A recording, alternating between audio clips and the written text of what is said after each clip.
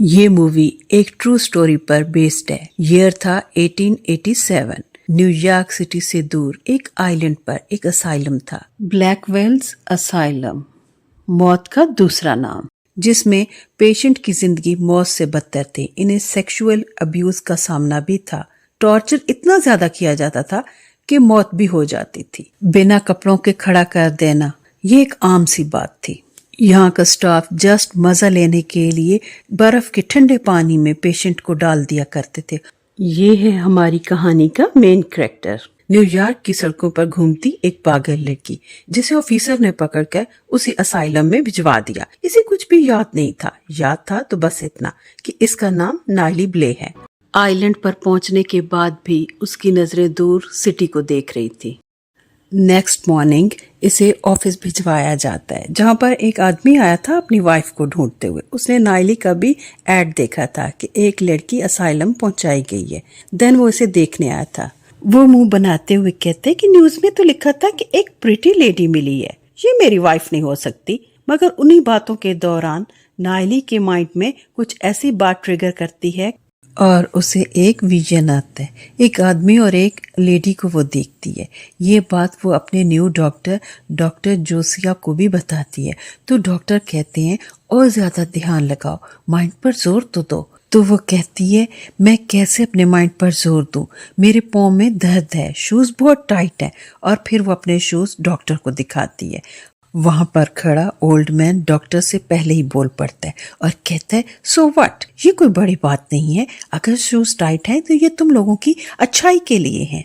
मगर डॉक्टर जोसिया बहुत ही kind hearted आदमी थे। वो इसे लेकर बाहर चले जाते हैं। यहाँ की इंचार्ज एक मॉन्स्टर मिस ग्रेडी थी। विंडो से बाहर देख रही थी। न्यू पेशेंट को लाया जा रहा था। ये हमेशा इस बात पर प्राउड फील करती थी कि इस असाइलम से आज तक कोई भागकर नहीं जा सका था। भागता भी कैसे? जो शूज इसने पेशेंट्स को पहना रखे थे उनके साथ चलना भी दो भर था, भागना तो दूर की बात। तभी स्टाफ इन्फॉर्म करते हैं कि डॉक्टर उनसे मिलने आए हैं। जैसे ही वो पलट कर देखती है तो डॉक्टर था नाइली के साथ। तो वो मुंह बनाते हुए कहती है ओह, यंग डॉक्टर और यंग पेशेंट एक साथ। इट्स मीन कि वो उन पर तंज कर रही थी।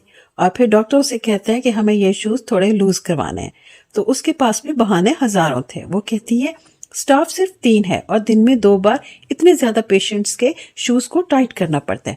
और अब मेरे पास कोई स्टाफ नहीं है, इस वक्त शॉर्टेज है, तो मैं ऐसा नहीं कर सकती। तो डॉक्टर उसके हाथ से चाबी छीन लेता है और खुद ही शूज को लूज कर देता है। तभी मिस्टी आकर कहती है कि नहाने का पानी रेडी है। और ये भी एक काइंड ऑफ पनिशमेंट ही था। बर्फ के ठंडे पानी में भला कौन नहा सकता है। फिर टी सबको एक लाइन में खड़ा कर देती है और उसमें से चूज करती है मिस मेगन को, जो कि न्यू थी और एक रिच फैमिली से बिलोंग करती थी। वो रोते हुए कहती है मैं एक बच्चे की माँ हूँ, उसे फीड करवाती हूँ। ये मेरे लिए ठीक नहीं होगा कि मैं ठंडे पानी में नहाऊं। मगर उसकी किसने सुननी थी। फिर उसे पकड़कर ठंडे पानी के टब में डाल दिया जाता है। इसके बाद नाइली ही उसे सहारा देती है और रूम में लेके आती है। मेगन कहती है मेरे हस्बैंड से अगर कांटेक्ट हो जाए तो वो मुझे एक दिन भी यहाँ न रुकने दे। अब उसे क्या पता, मे बी उसके हस्बैंड ही ने उसे मेंटली अनफिट करार दिलवाया हो।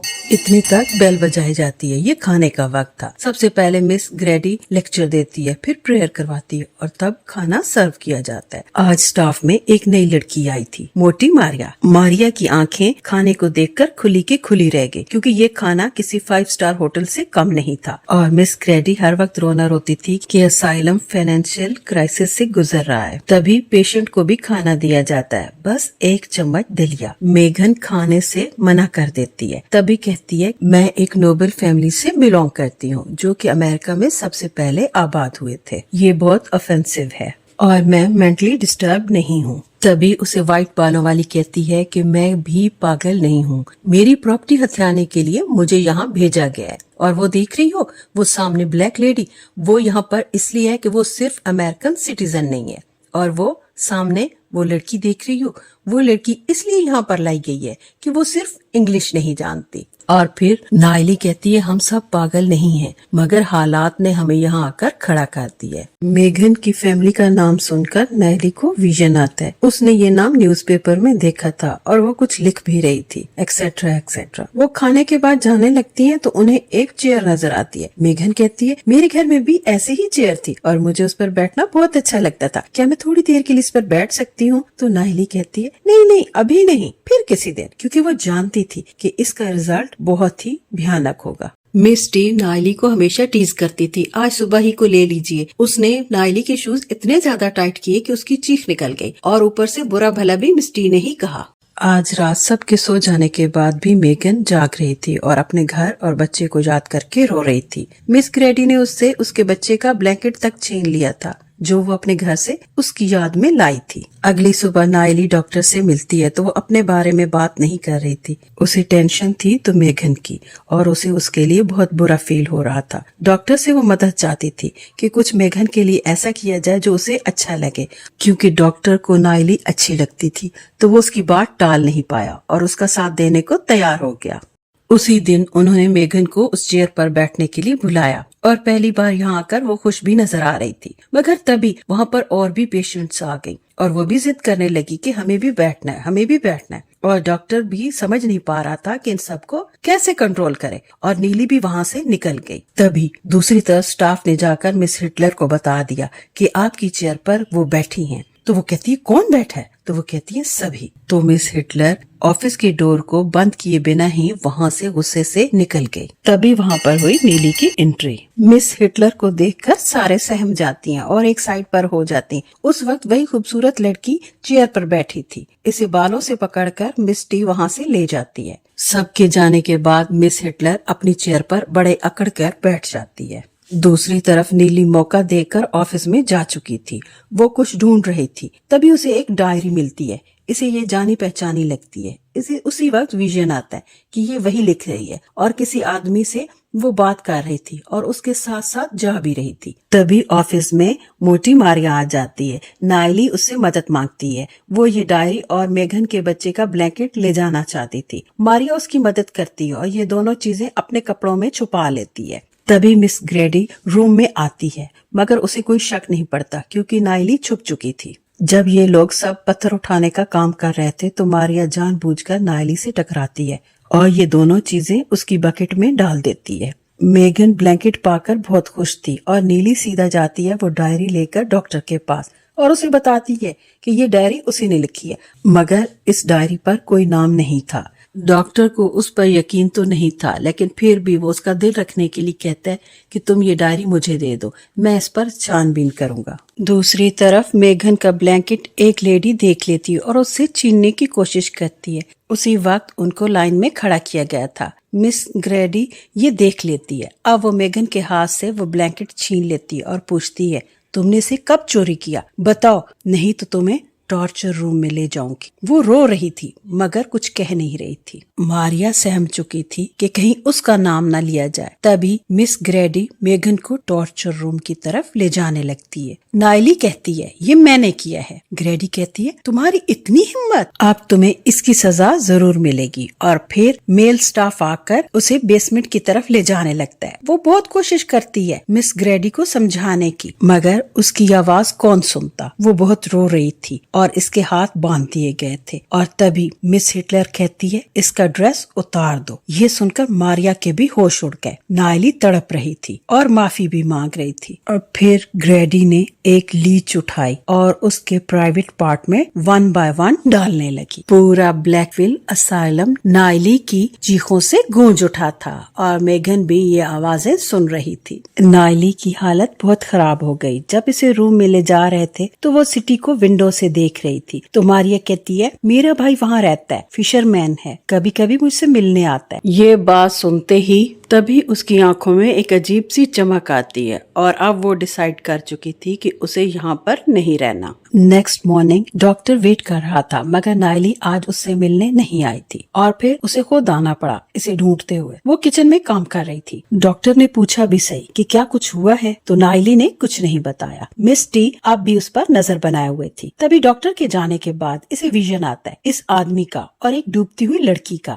آج جب کھانا سرو کیا گیا تو اسٹاف کو دینے کے بعد جب ان کی باری آئی تو میگھن اپنا آپا کھو چکی تھی اور وہ آگے پیچھے جھولنے لگی۔ تبھی ٹی نے اسے دور سے کہا کہ اسے روکو، یہ کیا کر رہی ہے؟ تو نائلی نے اسے پیار سے روکنے کی کوشش کی۔ وہ تھوڑی دیر کے لیے رک بھی گئی۔ جب انہیں کھانا سرو کیا گیا تو میگھن نے وہ دلیا کھانے کی بجائے سارا اپنے فیس پر ڈال لیا اور پھر سے وہ آگے پیچھے جھولنے لگی۔ اب اسے مارنے کے لیے مسٹی آئی۔ نائلی نے سب کو جھولنے کا کہا اور پورا حال دیکھتے ہی دیکھتے جھولنے لگا، جسٹ لائک میگھن۔ اب ٹی کس کس کو مارتی، پاسبل نہیں تھا۔ یہ سب کچھ مس گریڈی وہاں سے دیکھ رہی تھی اور اس نے کھانا ادھورا چھوڑا اور وہاں سے چلی گئی۔ اب کھانے پر جو کچھ ہوا تھا اسے وہ کیسے معاف کر سکتی تھی؟ اس نے سب کو لائن میں کھڑا کرنے کو کہا اور مسٹی کو کہا، چیک کرو ان کے بالوں میں لائنز تو نہیں ہے۔ میگھن کے بالوں کو کھینچ کر بہت ہی سختی کے ساتھ ٹی نے چیک کیا اور ہاں میں سر ہلا دیا۔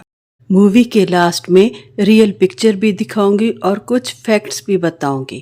تو اب چلتے ہیں دوبارہ سٹوری کی طرف۔ اور پھر کیا تھا، یہ بہانہ مس گریڈی کو مل چکا تھا۔ اس نے اسی وقت سب کو کہا کہ ان کے بال سارے کے سارے کاٹ دیے جائیں۔ صبح کی بات کا بدلہ تو یہی تھا۔ تبھی نائلی خود ہی چیئر پر آ کر بیٹھ جاتی ہے۔ جب بال کاٹنے لگتے ہیں تو اسی وقت ڈاکٹر آ جاتا ہے۔ وہ انہیں ایسا کرنے سے روکتا ہے۔ گریڈی کہتی ہے، انہیں لائنز ہیں تو کیا ہم ان کا ٹریٹمنٹ نہ کریں؟ وہ کہتے ہیں کوئی اور حل بھی تو ہو سکتا ہے۔ پھر وہ کانسٹیٹیوشن کی بات کرتا ہے، رائٹس کی بات کرتا ہے، بلا بلا بلا۔ تب جا کر مس گریڈی رکتی ہے۔ ڈاکٹر کے جانے کے بعد مس گریڈی ایک اور گھٹیا آئیڈیا نکال لیتی ہے۔ وہ کہتی ہے، اب سب کے بالوں میں کیروسین ڈال دو۔ اس کی بو اور آنکھوں کی جلن ہی اس کا ٹارچر تھا۔ ایسا ہی کرتے ہیں۔ شروعات میگھن سے ہوتی ہے مگر وہ تو ہنسے جا رہے تھے۔ سر سے پیروں تک بھگو دی گئی تھی وہ، اور مس گریڈی وہاں کھڑے ہو کر پائپ پی رہی تھی۔ جیسے ہی اس نے اپنے پائپ کو سلگھایا، میگھن نے نہ جانے کیسے اس سے یہ چھین لیا۔ اس پائپ کو چھین کر اپنے سر پر ڈالنے والی تھی۔ سب کو پیچھے ہٹا دیا گیا،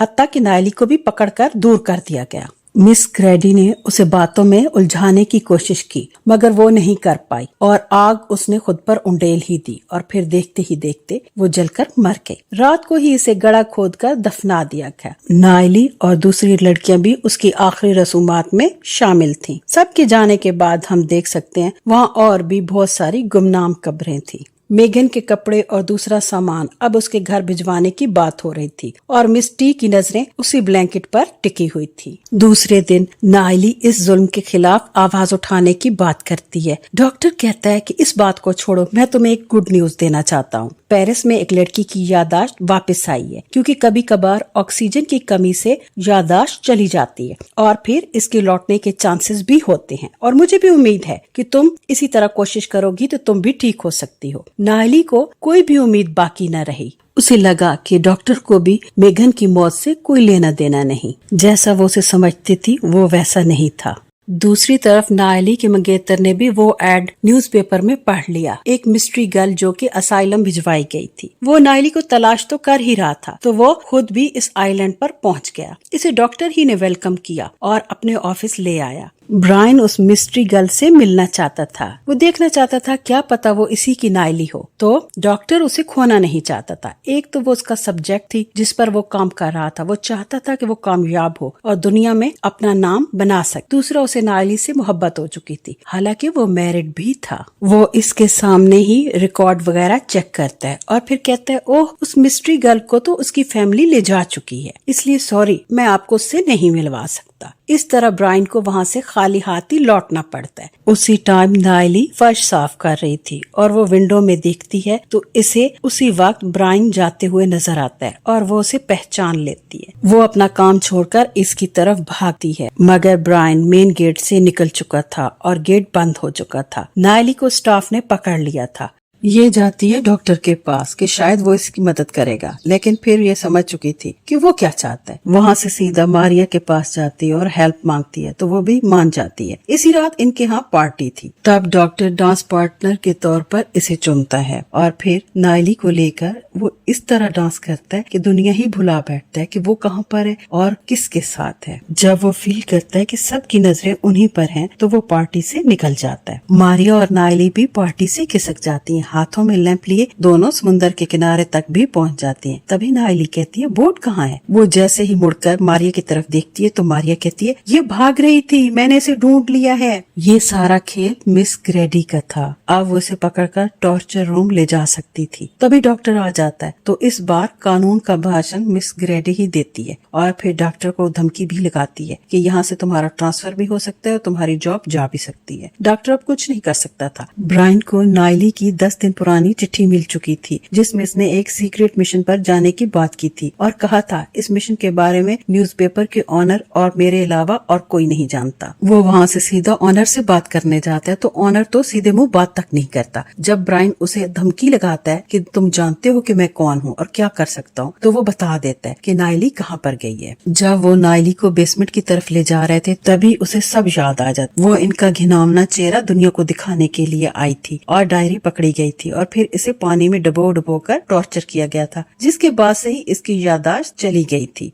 वो कहती है मुझे सब याद आ गया, तुमने क्या क्या किया था मेरे साथ। मिस ग्रेडी कहती है मैं तुम्हें इस बार कुछ भी याद करने के काबिल ही नहीं छोड़ूंगी। मींस वो इसे इस दफा मार डालना चाहती थी ट्रीटमेंट के नाम पर। जब वो उसे एक केज में बंद करते हैं और पानी के टब में डुबोने लगते हैं तो नाइली बहुत रोती है और चीखती है। उधर ब्रायन भी असाइलम पहुंच चुका था। इसने गुस्से से कहा इंचार्ज कहाँ है और इतने जोर से चीखा कि सब डर गए। डॉक्टर वहाँ आ जाता है तो वो भी नहीं जानता था कि नाइली कहाँ पर है। तब मारिया की आवाज आती है इसे बेसमेंट लेकर गए हैं। ये वहाँ जाते हैं और मिस ग्रेडी से पूछते हैं कि नाइली कहाँ पर है, तो वो कहती है वो तो अपने रूम में होगी ना, यहाँ पर उसका क्या काम। डॉक्टर को टब देखकर समझ आ चुकी थी कि क्या हो रहा है। वो भागकर इसकी तरफ जाता है और फिर ब्रायन और वो दोनों मिलकर नाइली के केज को बाहर निकालते हैं। अगली सुबह इस असाइलम की किस्मत बदल चुकी थी। हर न्यूज़पेपर में नाइली ही की बात थी। वो देखते ही देखते फेमस हो चुकी थी। वो सबको मिल रही थी और कह रही थी कि अब तुम लोगों को इंसाफ मिलेगा। सब खुश थी और मारिया को भी उसने माफ करके गले लगा लिया। और फिर वो मिस ग्रेडी के पास जाती है और कहती है तुम्हारे बेटे को एक काइंड माँ की जरूरत थी जो कि तुम नहीं थी। और लास्ट में वो टी को नहीं माफ करती और वहाँ से उसके पास से होकर गुजर जाती है और फिर ब्रायन का हाथ पकड़े वहाँ से चली जाती है। उसके जाने के कुछ दिन बाद ही मिस ग्रेडी अपने बेटे के आखिरी बार पिक्स देख रही थी। फिर अपने पेरेंट को भी आजाद कर देती है उसका केज का डोर ओपन करके। वहाँ पर पुलिस आ चुकी थी। डॉक्टर और ग्रेडी के अलावा उन स्टाफ मेंबर को जो कि गिल्टी पाए गए थे सबको गिरफ्तार करना था। हर न्यूज़पेपर में मिस ग्रेडी डॉक्टर के करतूत मेंशन किए गए थे। नाइली उन सब मासूम लोगों की आवाज बनी थी जो अपनी आवाज उठाने के काबिल नहीं थे। इस असाइलम की इंचार्ज और स्टाफ को बदल दिया गया था और कुछ अरसे बाद इसे बंद भी कर दिया गया। अब इस आइलैंड पर तकरीबन 1200 के करीब लोग आबाद हैं। नाइली के इस काम को पूरी दुनिया में अप्रिशिएट किया गया और फिर इसकी डेथ 57 ईयर की एज में हुई।